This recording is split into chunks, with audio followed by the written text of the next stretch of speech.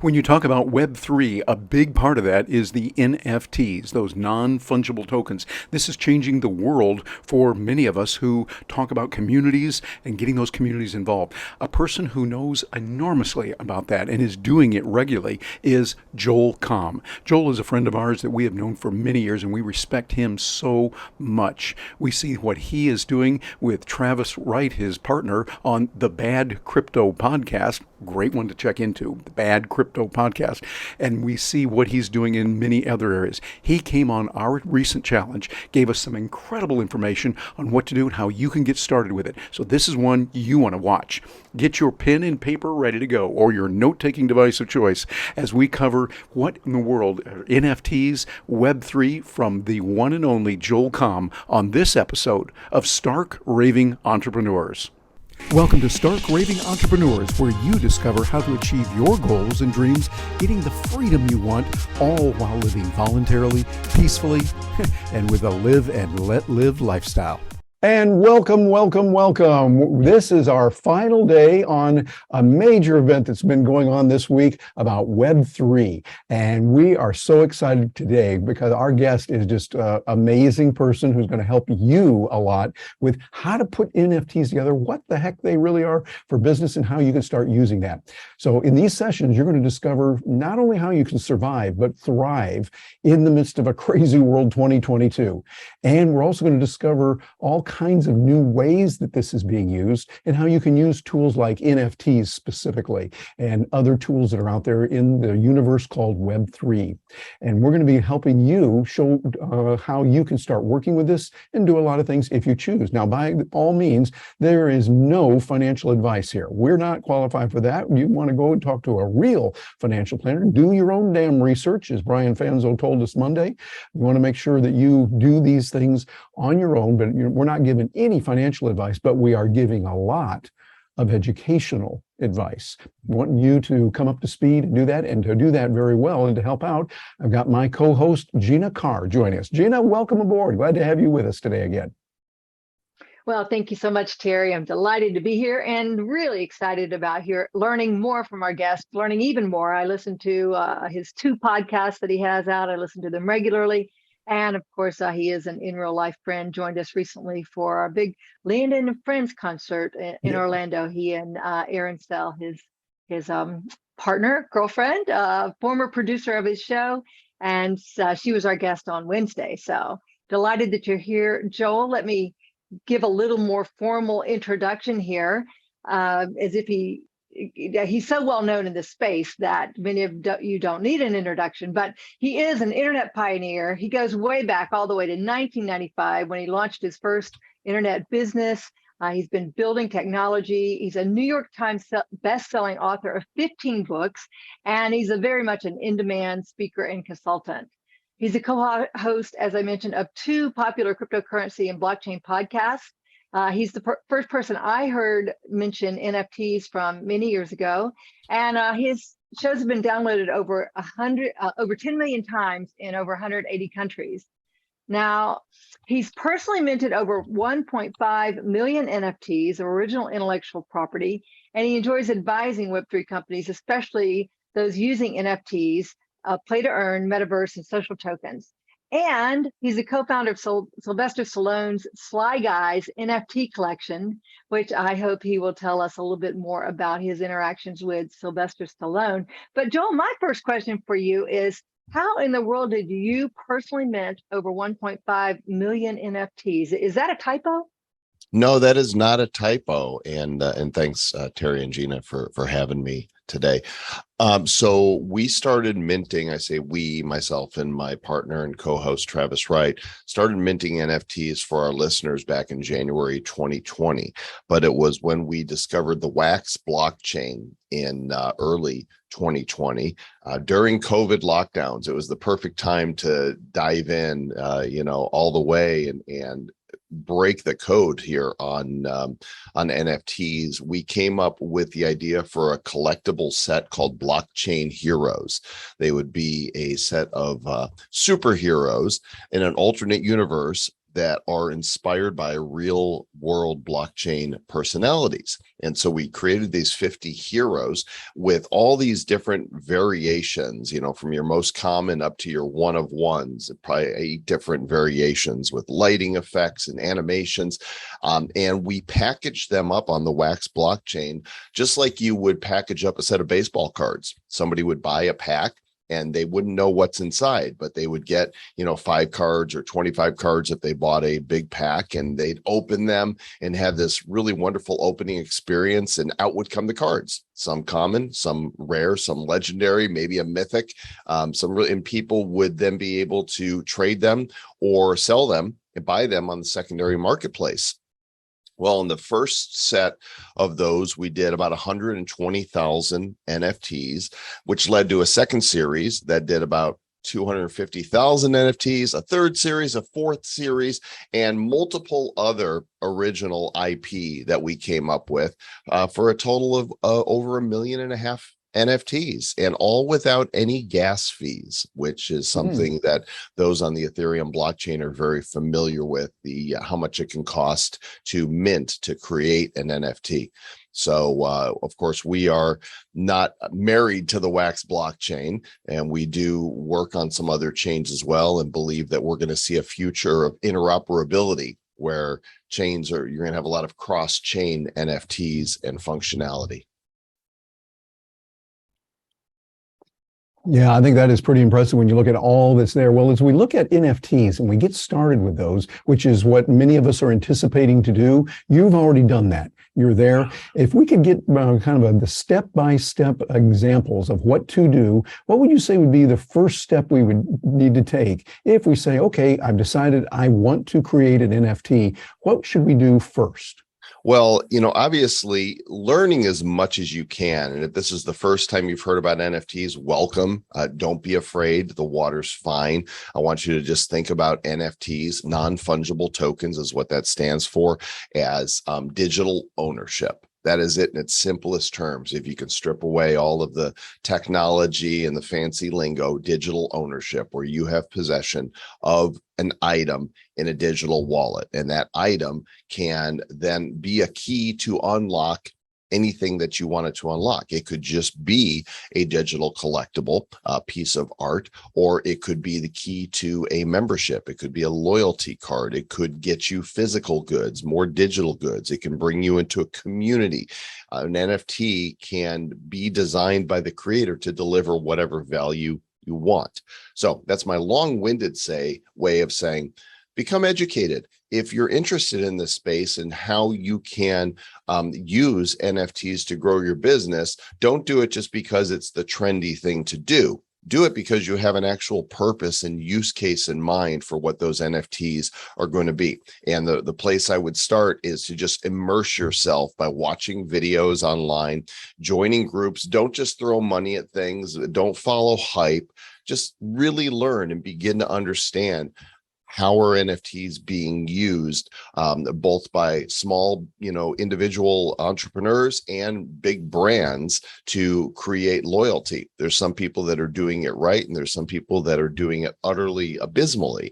And you want to make sure that you learn from all that. So you're going to start with that education.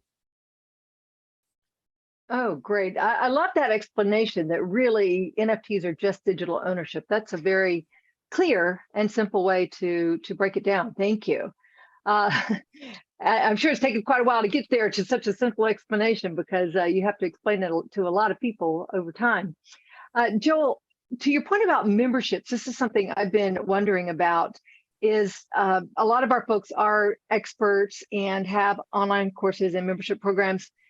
If you use it as a membership purchase, and most memberships are going to be, let's just say it's a year-long membership, how do you deal with the fact that a big part of the value of an NFT is the fact that you can buy and sell it? But if you only have that 1 year to do the buying and selling, how does that work? I'm just not real clear on that. And I know that. Well, That's a great question, Gina. We actually did that. Myself and Travis Wright created the world's first subscription box with an NFT back in the fall of 2020. We called it the Nifty Box. The website is still up, theniftybox.com. And what we told people is that they were purchasing a 2021 membership that would actually begin in October 2020. So they got 15 months for the price of 12. And what holding this NFT, this membership card in their wallet would do is entitle them to free drops of NFTs into their wallet. In other words, I have tools that I use that will allow me to see what wallets are owning the membership cards. And I believe if you'll give me screen sharing capabilities, whoever the administrator is, I can actually go ahead and show you how this worked. And so it said on the card and in the metadata for the NFT that this was good for this particular year, and that was it. And after that, it would expire. And so, you can put into your metadata whatever you want and on your NFT to let people know that it's good for a limited time. Now, this was the we sold 2 cards, and they're not for sale now. You could see they expired 12/31/21, and depending which NFT you had in your wallet, one of them was more expensive than the other. It entitled them to more drops into their wallet. And by drops, what that means is basically we give you stuff. So you don't have to do anything. You hold a membership card, and just like having a subscription box for your dog, it shows up on your doorstep every month. With NFTs, we weren't limited to one day a month. I made it rain NFTs up to 12, 13 times a month into people's wallets. And on any given day, they got something new. And so it was a lot of fun. Some of them were valuable. Some of them were just for fun. Some of them were collectible. Some people made a lot of money on them. Some people got some physical goods. And it was actually so much work for me that in spite of popular demand, I said, I'm not going to do it again. It's just because it really was a lot of work to put together.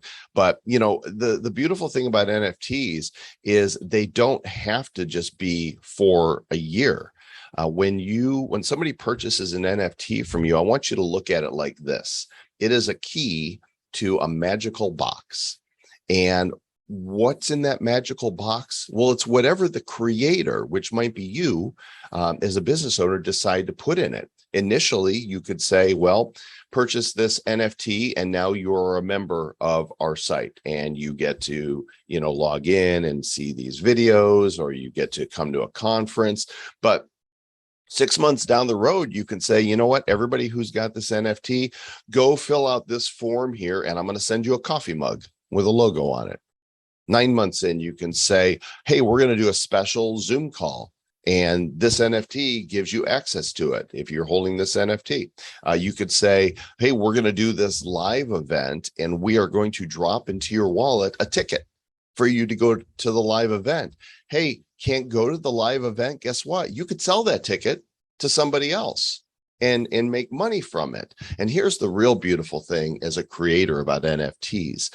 Unlike everybody here has bought something and used it and then sold it on eBay after a time, and eBay takes their commission. But whatever it was that you sold, whoever created that item, they don't get a piece of that revenue. They don't see any of it. It goes into your pocket and the commission to eBay. Well, with NFTs, creators earn royalties in perpetuity, forever. It never ends. So every time somebody purchases a Blockchain Heroes card from the secondary marketplace, they go, oh, I want to collect this one. Maybe they pay $1 for it. Well, I get 6% of that. So 6 cents automatically goes into my wallet as cryptocurrency. If they pay $100 for it, $6 in wax cryptocurrency goes into my wallet every time it's sold, forever. So those who have begun to understand, the gears are turning. Oh, I see now. This could be passive income.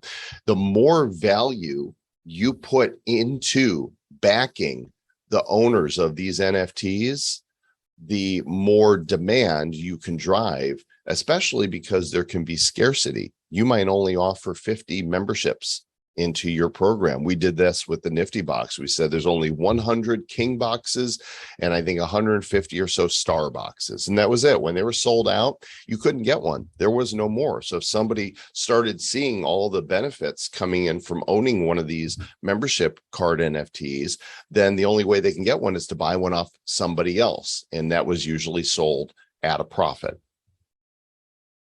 We're just starting to go down the rabbit hole here. I hope that the gears are turning and your minds are starting to go, whoa, this could be big. Well, yeah, my mind is going, whoa, whoa, this is amazing, because the people here today predominantly are professional speakers, are coaches, writers, authors.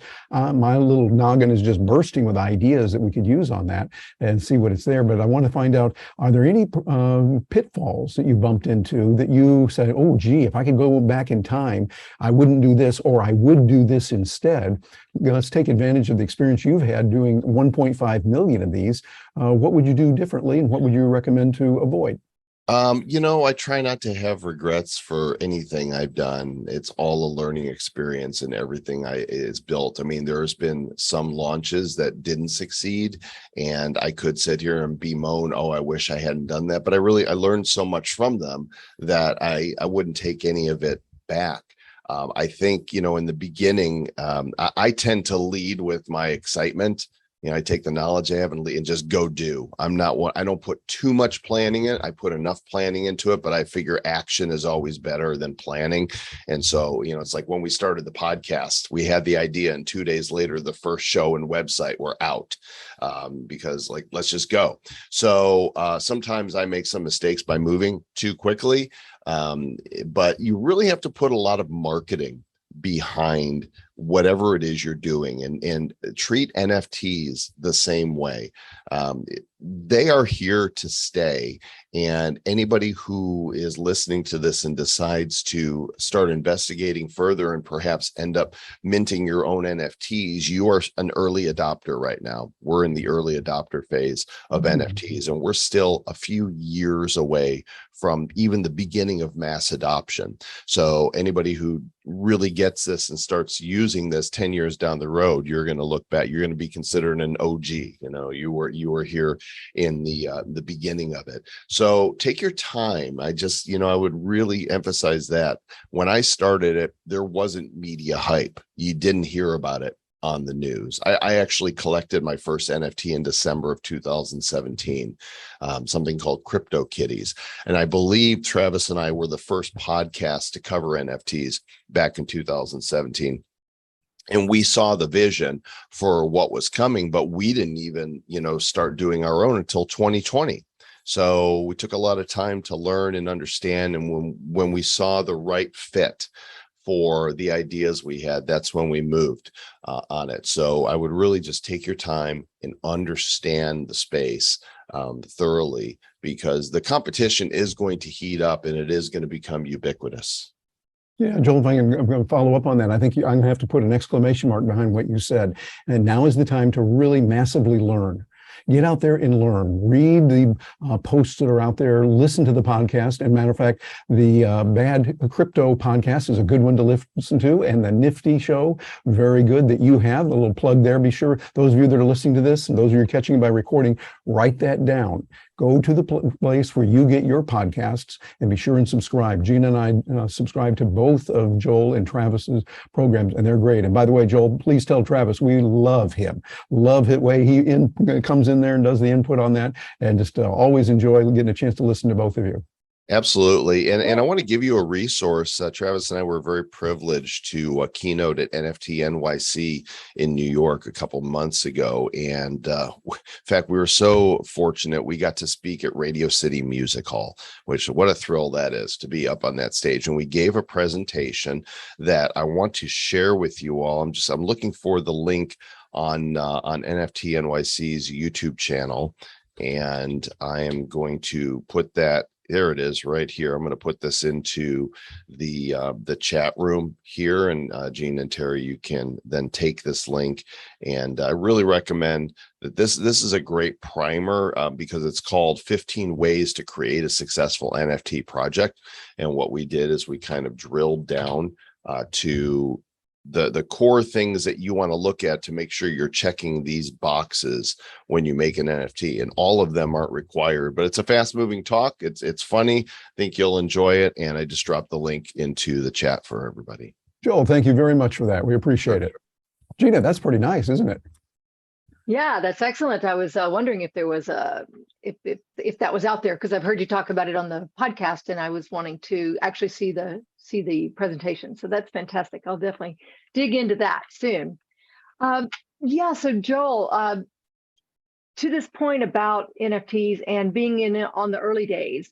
I mean, you were here on the early days of the internet, one of the first to put up a website and to be able to make money using e-commerce and AdSense and all those things that you've done, that you've documented a lot of in your books with Twitter Power and AdSense and others. So you're saying that this is really the early days. And I know a lot of people are feeling like, well, I'm way behind and I'm not interested in art. And so the thing that really sparked my interest in NFTs was utility. Can you just explain kind of the first wave of NFTs, how that was so art focused, and this next wave, at least what I expect and what I think I've heard from you, is this utility focus? Just break that down for our folks a little bit, please. Yeah, certainly. In the beginning, the novelty is, digital art that I can collect and be the owner of, and it's mine. And I know that it's mine because it's in my wallet. I can see the provenance of it, that it was minted by the creator. It has a mint number and an ID. And somebody could they could copy that picture and try to mint an NFT with it, but you could tell from who minted it if it's an original or a fake. Imagine if we were able to do that with real world art. What we do is we have certificates of authenticity, but often it takes an expert, to understand how to take their magnifying glass and look at a piece of art to make sure it's real and not a forgery. Well, with an NFT, you don't have to look very far to see if it's real or if it's a forgery, because blockchain, where NFTs are stored, tells us exactly if it's authentic or if it is a fake. And I think I know you had a question there, and I went off on that tangent, but what was the question? The question basically was, where do you see NFTs going? Oh, right, utility. I'm focused on the utility. Yeah, the utility. thank you. You know how it is. Our brains, they don't quite function like they did when we were younger, do they? So I think utility is everything. If you look at any loyalty card you have, why do you have it? Why do you use a certain credit card? It gives you points. It gives you cash back. It gives you miles. Why do you, use a Starbucks card? They give you points and you get free coffees when, you fill up that many points. Whatever your loyalty card is, it gives you something back. And there's a reason, you might be able to trade it in for merchandise. And so this digital loyalty card, that's what this NFT really is. It's not about pictures of apes or punks. I mean, people look at that and go, that's stupid. Why would they pay $100,000 for this awful artwork? Beauty's in the eye of the beholder. Some people really like some of the artwork, some don't. But even artists now are starting to add additional utility to the art they have. In fact, I'm going to grab something from behind me and show you what I'm talking about. There's an artist out there who creates these pizza slices. They're these cartoony pizza slices. And I bought some of his NFTs because I thought they were cute. And for those who bought one, there was a drawing where certain people were rewarded for collecting more of them. And I'm going to go back here and grab what he sent me because I think it's really cool. Yeah, I like this. I'm seeing a lot of applications for what we can do as well. I want each of you here to start thinking about ways that you could uniquely do something similar to that. You might not make pizza, but what Joel's going to show us here, think about how you can relate that to what you're doing. Joel, you got the picture there? I do. So the artist is John Bergerman. That's his name. And he's got a fan base. You can Google him and find out more about him. And he made me this unique one of one. This is wood. Okay. It's a wood piece, and it's signed, it's dated, signed, and numbered by him back here. And whether you like it or not, I think he's cute. He's got a little hot dog coming out of his crust, and he greets people that come into my office. He's just sitting there. But this is artists are now going, hey, we can provide physical artwork for people that are holding the NFT because we can identify exactly who they are. And that's one of the key things that I want you to pay attention to is with email. We've got deliverability issues. Any of us who've used email know that when we send email, the open rates are far lower than we'd like them to be. We don't know if it's going into people's spam boxes. We don't know if everybody reads them or, they get to click the links. With social media. You can have a lot of followers, but if you don't have engagement at that moment, you put the tweet out. If somebody's not watching their Twitter feed, they probably miss it unless they have notifications on. There's no foolproof way in Web 2 world or Web 1 world to make sure you reach people. I can reach every single person holding one of my NFTs without fail, because all I have to do is use a certain tool that shows me, it scans the blockchain and says, okay, these 100 wallets are holding this membership NFT. I can drop them something. In fact, we were the first ones to originate NFT mail. Basically, we made an NFT that looked like an email with a from and a subject line and the basics saying, hey, this is what's happening because you're holding this, you're going to get this, or go to this website to do this. Now, the only way that that somebody wouldn't see it is if they never look at their NFTs. But if there's one thing we know about NFT collectors, they look at their NFTs a lot and they see something new in their wallet and they look at it. So the deliverability is foolproof. So this is just another reason that I think NFTs are the future, because it skirts traditional email deliverability and social media. Now, I'm not saying don't use either of those. I'm just saying if you want to guarantee that you reach your audience, this is a fantastic way to do it. Joel, that is fabulous. I hadn't thought of it that way, but that makes all the sense in the world. It's a great way to connect. And by the way, before we go any further, we had a question come in in the chat there from Greg Williams. Greg, you had a question. Would you want to unmute yourself and come on screen and ask that question about the logic that you were talking about? First of all, Joel, thank you for being a leader in this space. Terry, thank you very much for that prompt, because I had forgotten the question, to Joel's point about our minds getting older and yada, yada, yada. Anyway, so Joel, I went to the site that you mentioned earlier, and I noticed even though it's sold out, you still have it up there. What's the logic behind leaving it up there, even though people can't make additional purchases?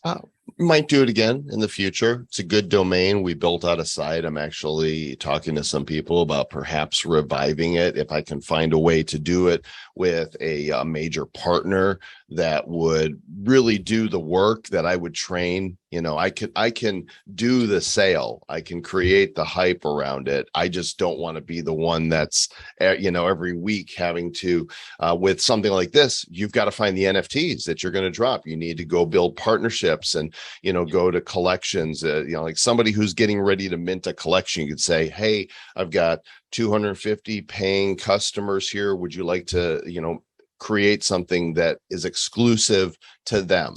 And I've got to get that all put together and then physically go through the tool and drop them. So I'm just leaving it up because you never know. We might revisit it. So in essence, you might also use that site for a 0.2 NFT drop, if that's the right terminology. Sure. Okay. Yeah. Thank you. I mean, I've already got some, SEO juice on it. It's been up there now for a couple of years, and I don't know. I've been building websites since 1995, and I don't like taking things down. There's a historical reference to them, and there's you never know what you're going to do with this. Thank you. Certainly. Thank you, Greg. I love that. That's good. You never know what you're going to do. That'd be great to have it come back to life. Yeah. Speaking of deliverability problems and communication problems with folks, are you a big fan of Discord? I know you have a group. I'm in there, but I really would love to have a better way to communicate with folks when we launch our NFT collection. What do you like Discord? And if not, what else do you recommend? Discord is really where NFT people have kind of congealed. I'll just use that because it kind of feels like this massive mix of people with good intentions and bad intentions. There's so many scammers out there. And this is what you see at the beginning of any new technology where money comes into play. You're going to find all kinds of people that are wanting to produce massive value, and you're going to find some really unscrupulous, horrible people that just want to steal from others. And Discord has kind of become a hive of villainy, if you will. I mean, there's a lot of great communities. It's just that people who don't understand how it works get taken really easily. Here's one of the ways people get taken. They get phished. They get social engineered. So they'll join a Discord group for a certain NFT project, and they'll type something, and then they'll get a message from somebody that appears to be an administrator. Well, it's not, because administrators never DM people first, because that's how scammers work. So it looks like them, it's got their avatar, there could be one character off in the name and you wouldn't recognize that it is, and all of a sudden people are compromised and they're giving away their wallet keys and they're losing their crypto and their NFTs. So if you're going to use Discord, understand that there are people out there that want to take whatever you have, and they have no morality and no problems with stealing from you. And make sure you understand that, you turn off your direct messages, that you double check all links before you buy anything. You don't just click anywhere without verifying that it's authentic. This is going to get better over time as we move into mainstream. It's going to have to, the tools are going to have to get better and easier for people to use. But this is the price you pay when you are a pioneer or an early adopter. You take the arrows because you're leading the way. So I've been really fortunate. I've almost lost some cryptocurrency before, but I've always been careful enough to make sure I don't. And so, 5 years in, and so far, so good. Yeah, that's a very important point, because Brian Fanzo was talking about that. He joined us Monday, of course, and he was talking about times when he had lost some. And here he worked for 10 years in security in the highest level civilian rating in the national defense area. And he did it. So it's something what Joel just said, very important. Go back and listen to this again and read that transcript of what Joel is saying. And I we see have a question from Kelly. Is that what you're Yes, about? Kelly, wanted to have you come on board, please, and ask your question. Just unmute yourself. And the floor is yours. Nice to have you here. Hi, Terry and Gina. Thank you so much for having this. And Joel, I am like a NFT virgin. I think I need to study just to be sitting in this meeting right now. So, I relate really well to, if I can kind of get a grasp of the kind of money that you can make from these. I mean, of course, I've read about the big art NFTs. I know a little bit about that. What I'm trying, and I look at your hero cards, and I think, well, that's kind of reminds me of sports cards, like baseball, trading cards kind of thing. So it's exciting. I remember back to Beanie Babies, name a craze, Sure. So my role, I'm an inspirational speaker, motivational humorist, trying to figure out if I could just, on the creative side, create an NFT. But you're going into so many deep paths.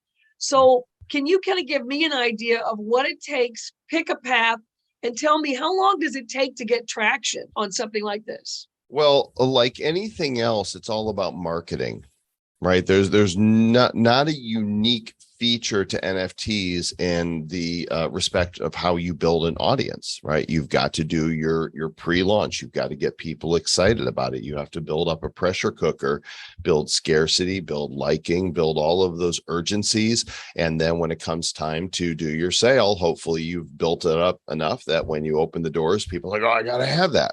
Right. So that's really, how quickly can you ramp up any program? The technology is not that complicated. And ideally, if you don't know what you're doing, you partner with somebody who does, or you hire, more and more people are becoming competent in the space. And it's still, it's a little pricey to find developers right now because it's such a new arena, but they're out there, and we are seeing more tools that are arising that allow you to do it yourself. Okay. But can I ask you, I hate to interrupt, but my brain is about 10 steps ahead going, I need concrete. So from a speaker perspective, maybe Terry or Gina, you can jump on this. What is a speaker doing with an NFT? Help me out. I need something specific. Sure. Well, go for it, Joel. yeah. So here's the thing about NFTs. What you don't want to do is go, I want to mint an NFT. What do I stuff in it? It's not how it works. You don't go, I'm going to open a restaurant. Oh, well, what are we going to serve? No, you go, I want to make incredible hamburgers. I want to make hamburger heaven for people. And to do that, I'm going to open a restaurant. You always have your product in mind first. What do you want? What value do you want to bring to people? What do you want to serve them? What digital goods, what physical goods, what experiences, what community, what do you want to deliver to people? Then you go, can I package this as an NFT? Okay. So always come at it from that angle. Don't come at it, oh, NFTs are hot now, I should do an NFT. What do I do? Again, I'm going to come back to concrete. Yeah. What if I deliver skills? Mm-hmm. What is an actual, and Terry or Gina, that's why I'm asking you to help me out here. I'm trying to figure out from a speaker perspective, what do I give people? Anybody can jump on this. I'm just missing the boat on this right now. Well, I think what Joel has been saying is very good. The idea of access. They get access to you. So for instance, if I get one Kelly coin or one Kelly NFT, then I get a chance to sit in on your group meeting. But if I have two, I get in that smaller group. And if I have three Kelly coins, I'm making all this up here.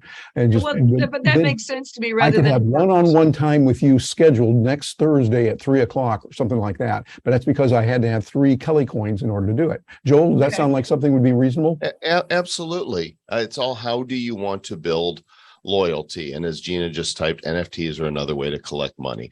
The beautiful thing about it, several things about it, but one is what we talked about. You know who's holding your NFTs at all times. You could see which wallets are holding them.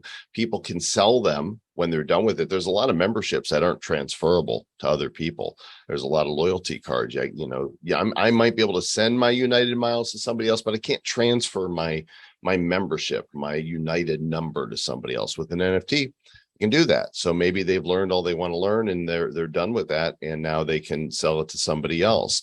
But you are the one then, Kelly, who's going to decide what value you're going to bring. I see Diane's hand. Thank you. So how do you sell that? So I'm still having trouble with NFT. So let's say Kelly has a Kelly coin and she's going to sell access when she has three. How do people find the coins? How do they pay for them? Is it with a credit card? Do you have a crypto account? How does that work? Yes. So, well, there's a difference between a coin, which is a currency, and an NFT. A coin is a fungible token, and that means every one of them is the same. If I say send me a Bitcoin, you're not going to go, well, which one? You just send me a Bitcoin. It's like a dollar bill. $1's a dollar. With NFTs, they're very specific. Each one is unique. Even if you've got 10,000 that have all the identical attributes, look the same, every bit of them are the same, they're numbered 1 through 10,000. Each has a unique identifier. Kelly has an NFT now. So how does someone buy that? So there's multiple ways to do that. There's marketplaces that exist where they can purchase them for cryptocurrency, and there's marketplaces exist that now have credit cards as well to help onboard, new people into the space that don't know how to get cryptocurrency, help them open up a wallet, so to speak, so they can store their crypto and their NFTs securely. And again, we're early adopter. A few years ago when we started, there was no way to buy with credit cards. So we told people, okay, you're going to purchase with Wax cryptocurrency, and this is how you open a Wax wallet, and this is how you get Wax into your wallet. And so many of the part of as a speaker, as an educator, part of the challenge that we all have is onboarding people, is training them. Gary Vaynerchuk did a huge launch last year, and he spent a lot of time, months, teaching and training his audience about NFTs, how to open up a wallet, how to keep their cryptocurrency secure, how to buy when it came time to purchase. Everything was very laid out very methodically. And so we have to train people how to do this. Just like you're learning right now, you're going to need to understand how it's done so that you can pass it on to your people. And because we are in the early phase, that means more work for you. But it also means greater opportunity for reward, right? With more risk, there's more possible reward. I saw a question here that I want to point out. Jane asked about, she says, I've heard several snide comments that NFTs are the beanie babies of the past. How would you explain why this is different than a passing fad? So we collected Beanie Babies. When I was married, my wife and I bought them. Our kids were young. I remember when the McDonald's Beanie Babies came out, we went through the drive-through again and again and again, and took the Happy Meals and gave them out to homeless to feed them and kept the Beanie Babies. We had 2 massive bins of Beanie Babies. And when our marriage ended, neither one of us wanted to take them with us and like, all right, let's just donate them. Because they just weren't worth what, we thought they were going to be worth. Well, fast forward to 2022, and there's this article I came across here.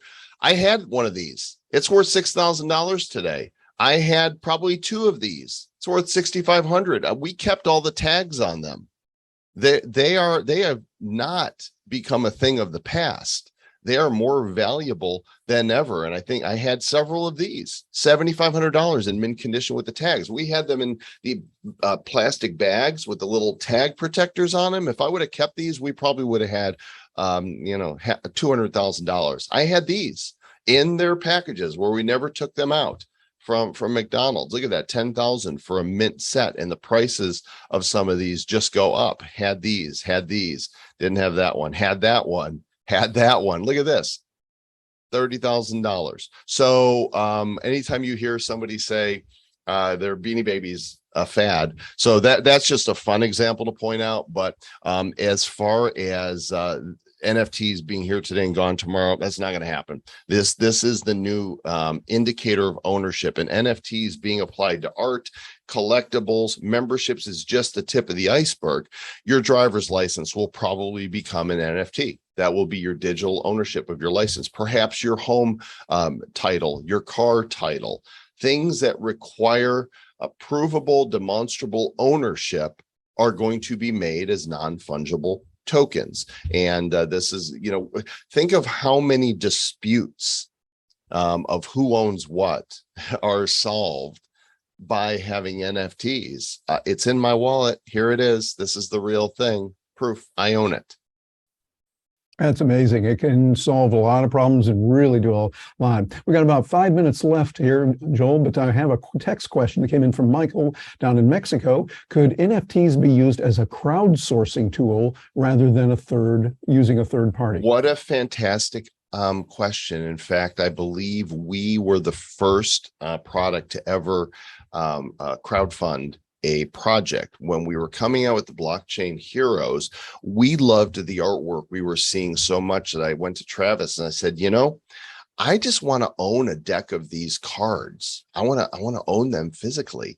And he's like, yeah, me too. And we went to our customers, the people who were going to be buying the NFT, says, hey, would you guys want these 50 heroes as a physical deck as well? And they said, absolutely. The next week we did a Kickstarter of our own as an NFT, and we sold 700 decks as an NFT, and owning one of these NFTs entitled you to redeem it for the physical deck. And so not only did the deck have the actual cards in it, but when you opened it up, there was a QR code. And if you scan that QR code, you got some exclusive NFTs that weren't going to be available in the sale. So I believe we have the check mark for not only the first subscription box, but the first Kickstarter as an NFT. It's a great way to crowdfund. I love that. Yes, and I see the power of that as well. And I think what you guys did on that was totally brilliant and really paved the way for a lot of other projects, people funding, doing basically their own Kickstarter for their events. for their products and such. And I see that Diane has another question. So Diane, go ahead. Yes. So at what point do you think corporations will be paying speakers and consultants with NFTs? Because right now it's, credit card, wire, or check. Yeah. Well, I mean, to be paid with an NFT, there's got to be a precise value tied to it. People are being paid with cryptocurrency now, but for me to accept an NFT as payment, then there's got to be, a value that's precise to what I would charge to be connected with it. So I don't know that there's as much of an urgency around that, but it will happen.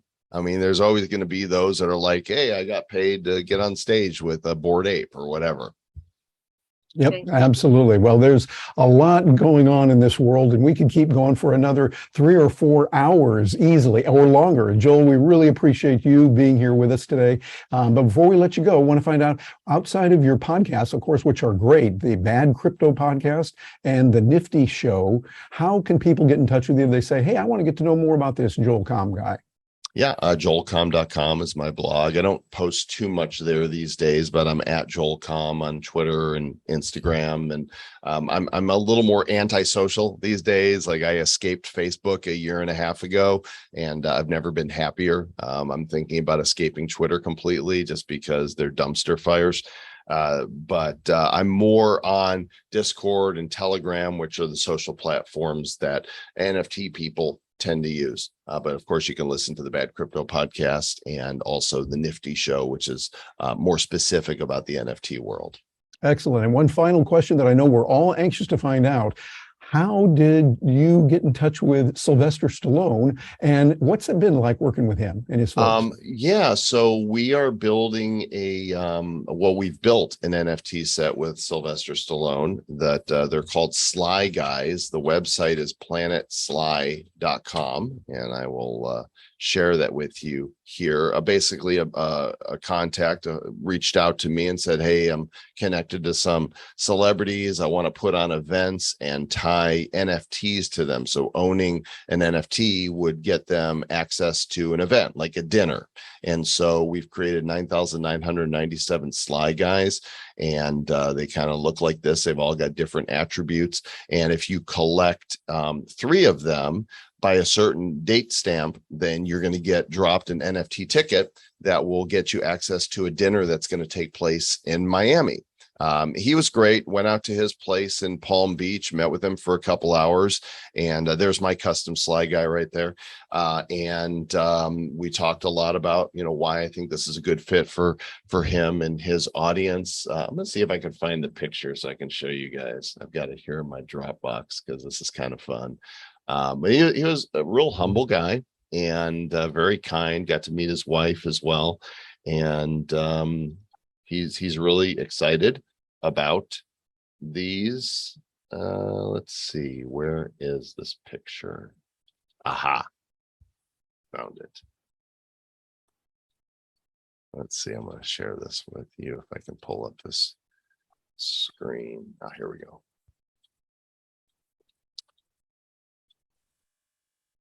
What was really funny is that those magazines you see in front of you, the 45 years of Rocky, it was the 45th anniversary. Those just happened to be at the store that week. They just came out while we happened to be there. So we picked up several of them. I might have, one of the, I think he autographed 5 of them. I sent one to my brother. I've got one of them. I think those are the only ones, in the world like that. He did take a little persuasion to get him to do it, to say, yeah, I'll do NFTs, but I didn't have to hurt him too much. It was, You went gently with him. Yeah. Come on, Sly, let me do this. No, he was really cool. So hopefully we're going to launch that here in the next couple months or so. We're really just kind of watching the market right now because there's been, a downturn. That initial wave of hype, that hype cycle is, kind of gone down to a valley, and it's starting to come back, and timing is everything. Oh my goodness, that's great. I love that, and what a great experience that is. And yes, I know his launch has been delayed, which I think is probably a smart thing. And I'm on the list, I think, somewhere, so I'm eager to keep watching and see when it comes out. Did you say there is a new launch date? now? The date has not been set yet. But people can go join the Discord. If you go to the website at planetslide.com, you'll see a link to the Discord there, and you can come into our community and learn more. Okay. And as we're wrapping here, a question came in that from our good friend George Giacomacci. And he said, which platform is two-part question? You probably see it. Which platform do you feel is best to help mint? And who would you recommend to write the smart contract for your NFT? So the beautiful thing is the tools exist now where the smart contracts are ready to go, unless you're going to do something that's pioneering and really different from what a lot of others are doing. You don't need to necessarily hire a developer. If you're going to do something more complex, then that's different. And I would just go on Upwork and search for those who have had a lot of experience and good reviews. As far as best platform to mint, Ethereum is the biggest blockchain, but it's not necessarily the best, the most trafficked, because they have first mover advantage. So you can go to a site like OpenSea.io, which is the biggest marketplace, and you can mint right there. You can upload your NFT, your image, or your video, and put in your metadata, your description, your text, your attributes, your rarities. You can do that right there. I like Wax because you don't have the gas fees. And if you go to atomichub.io, you can set up a free, Wax Cloud wallet on their site. And you can get Wax through the site using a third-party service like MoonPay, where you can buy some Wax with a credit card. Go buy a few NFTs, spend a couple bucks on stuff. The beautiful thing about Wax is because there's no gas fees, you can buy an NFT for pennies. You can't do that on Ethereum. If you were to sell an NFT for $1 on Ethereum, it's going to cost you $5, $10 or more in gas fees alone. On Wax, you can do microtransactions. So go set up there at atomichub.io, set up a Wax Cloud wallet, and fund it with a few dollars and just buy an NFT. Be like, oh, I have my first NFT. I feel so good. You get really interested in it when you bought something, even if it's just a couple dollars, $1, $2, $3 or so. You get interested in that way. Well, Joel, again, this has been fabulous. You're marvelous. We love your podcast. We love the work that you're doing. And you're just more than just somebody who knows technology really well. We've seen you personally, one-on-one. We've seen you on stage, on the radio. You're a genuine, wonderful human being. You make the world better because you're around. You and Travis, two marvelous guys, and we're high-fiving both of you over the miles and just saying thank you very much for being here. My pleasure. Thanks for having me. Take care, everyone. Very good. And I know you got to take off, so Joel, here, we'll see you again a little bit later. Cheers. Thank you, Joel. Hey, don't stop now. We've got a lot more videos out there for you about freedom and liberty, living the life of an entrepreneur who believes in live and let live. Matter of fact, here's a way you can make a positive difference in the world.